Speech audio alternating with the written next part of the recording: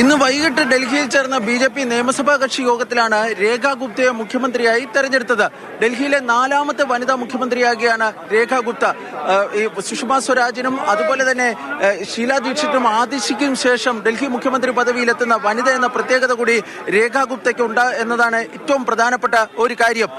ഈ രേഖ ഗുപ്ത 1990കളിലാണ് ABVP-യിലൂടെ സജീവ രാഷ്ട്രീയത്തിലേക്ക് വരുന്നത്. 1992-ൽ ഡൽഹിയിലെ ദൗലത് റാം കോളേജിൽ വിദ്യാർത്ഥിയായിരിക്കുമ്പോഴാണ് അവർ ABVP-യുടെ സജീവ പ്രവർത്തകയാകുന്നത്.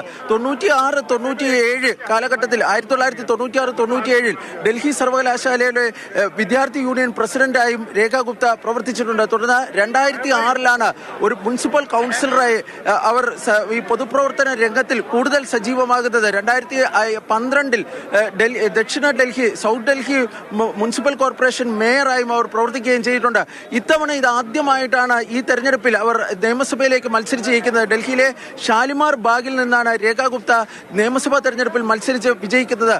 ये मौका 27 साल बाद दिल्ली में एक नया अध्याय जो शुरू हो रहा है उसकी जिम्मेवारी मेरे कंधों पे दी और शायद ये पूरे देश की महिलाओं के लिए बहुत ही सम्मान की घड़ी है और देश की आधी आबादी आदरणीय मोदी जी का दिल की गहराई से धन्यवाद करती है. मैं आदरणीय मोदी जी का पार्टी नेतृत्व का बहुत बहुत आभार व्यक्त करती हूँ. രേഖ ഗുപ്തയ്ക്കു പുറമെ പല പേരുകളും നേരത്തെ മുഖ്യമന്ത്രി സ്ഥാനത്തേക്ക് പരിഗണിക്കപ്പെട്ടിരുന്നു. അതിൽ ഏറ്റവും പ്രധാനപ്പെട്ട ഒരു പേര് പർവേഷ് വർമ്മയുടേതായിരുന്നു. പർവേഷ് വർമ്മ ന്യൂഡൽഹി മണ്ഡലത്തിൽ ഈ അരവിന്ദ് കെജ്രിവാളിനെ പരാജയപ്പെടുത്തിയ നേതാവാണ്.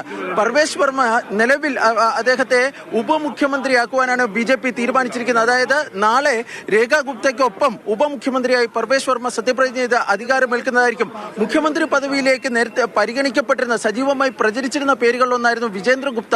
അദ്ദേഹം പുതിയ നിയമസഭയുടെ സ്പീക്കറാകുമെന്നാണ് അറിയിച്ചിട്ടുള്ളത്. നാളെ 12 മണിക്കാണ് പുതിയ മന്ത്രിസഭയുടെ സത്യപ്രതിജ്ഞാ ചടങ്ങ് നടക്കുന്നത്. ഡൽഹിയിലെ രാംലീല മൈതാനിയിൽ നടക്കുന്ന സത്യപ്രതിജ്ഞാ ചടങ്ങ് ഒരു ചരിത്ര സംഭവമാക്കി മാറ്റുവാൻ വേണ്ടി BJP തീരുമാനിച്ചിട്ടുണ്ട്. ഏതാണ്ട് 30,000-ഓളം പേരാണ് ഈ സത്യപ്രതിജ്ഞാ ചടങ്ങിൽ പങ്കെടുക്കുക എന്നാണ് അറിയിച്ചിട്ടുള്ളത്. പ്രധാനമന്ത്രി നരേന്ദ്രമോദി, കേന്ദ്ര ആഭ്യന്തരമന്ത്രി അമിത്ഷാ, അതുപോലെ തന്നെ വിവിധ കേന്ദ്രമന്ത്രിമാർ, വിവിധ സംസ്ഥാനങ്ങളിലെ BJP മുഖ്യമന്ത്രിമാർ, NDA മുഖ്യമന്ത്രിമാർ തുടങ്ങി ഒരു വലിയ നിര നേതാക്കൾ നാളത്തെ യോഗത്തിൽ പങ്കെടുക്കുമെന്നാണ് വ്യക്തമാക്കിയിട്ടുള്ളത്.